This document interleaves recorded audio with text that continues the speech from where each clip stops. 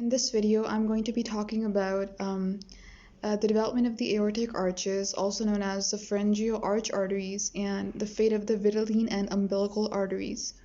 From your knowledge of the fourth week of development, you know that the pharyngeal arches are formed around the neck region of the embryo, and these pharyngeal arches are going to be supplied by the pharyngeal arch arteries, or the aortic arches, and these arteries are present within the mesenchyme of the pharyngeal arches.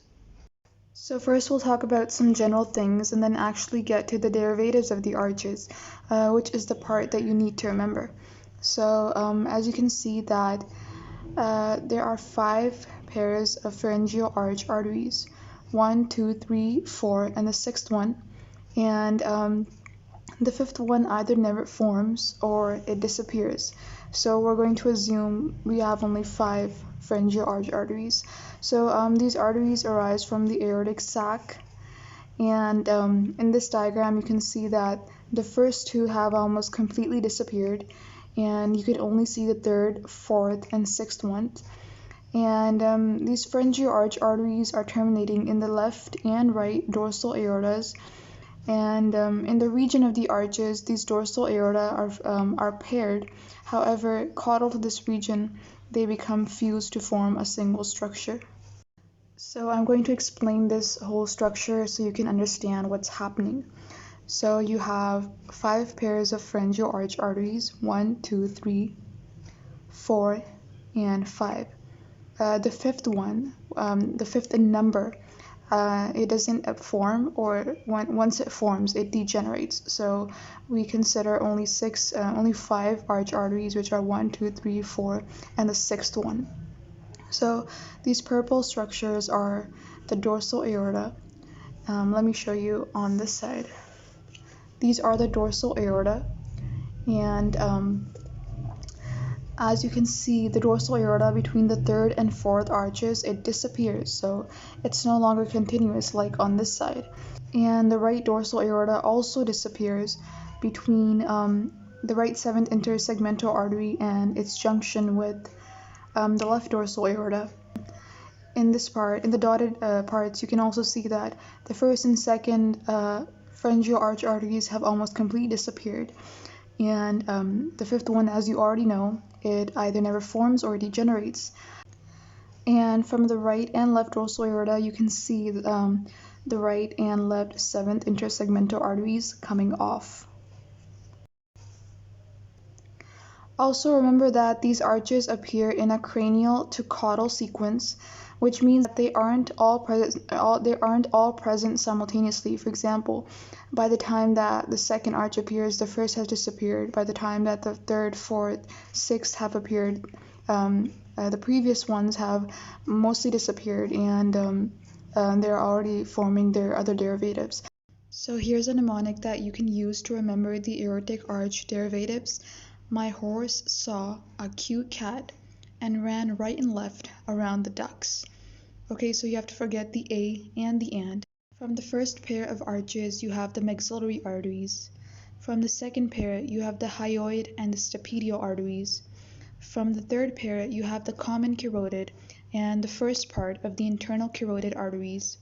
From the 4th pair, you have part of the arch of aorta and the proximal part of the right subclavian. From the 6th pair, you have, on the right side, you have the proximal part of the right pulmonary artery, and on the left side, you have the proximal part of the left pulmonary artery and the ductus arteriosus. The remnants of the first aortic arches form the maxillary arteries, and the remnants of the 2nd arches form the hyoid and stapedial arteries. From the 2nd arches, you have the common carotid and the proximal part of the internal carotid. And the remaining part of the internal carotid is derived from the dorsal aortas. The 4th and 6th arches have derivatives both on the left and on the right side. So the 4th arch, on the left side, it forms part of the arch of aorta between the left common carotid and the left subclavian, and on the right side, it forms the proximal part of the right subclavian, and the remaining part of the right subclavian is formed by the right dorsal aorta and the right 7th intersegmental artery. The sixth pair on the on the left side, it forms the proximal part of the left pulmonary artery and the ductus arteriosus extending from this part. And on the right side, it forms the proximal part of the right pulmonary artery. So let's go through this diagram really quickly. As you can see, the whole aorta in an adult, it arises from the truncus arteriosus, the aortic sac, the fourth pharyngeal arch, and the fourth pharyngeal arch arteries, and lastly the left dorsal aorta. And the brachiocephalic trunk arises specifically from the aortic sac. The right common carotid arises from the third pharyngeal arch arteries, and the right subclavian arises from the fourth pharyngeal arch arteries, the dorsal aorta on the right side, and the right seventh intersegmental artery. Now you have the internal carotid, and the external carotid. The internal carotid arises both from the third pharyngeal arch arteries and the right dorsal aorta. Also note that the course of the recurrent laryngeal nerves is different on the right side and on the left side due to the transformation of the sixth arch arteries. As you can see on the right side, the right recurrent laryngeal hooks around the right subclavian artery, and this is because the distal part of the right sixth arch artery disappears. And on the left side, the left recurrent laryngeal hooks around the ductus arteriosus, and this ductus arteriosus becomes a ligamentum arteriosum after birth. So in this diagram, you can see the vitelline arteries and the umbilical arteries arising from the left dorsal aorta, and these vitelline arteries are initially they're supplying the yolk sac, and after birth these arteries, the vitelline arteries, are going to fuse to form the celiac arteries, the superior mesenteric and the inferior mesenteric arteries, and all these arteries are present in the abdomen.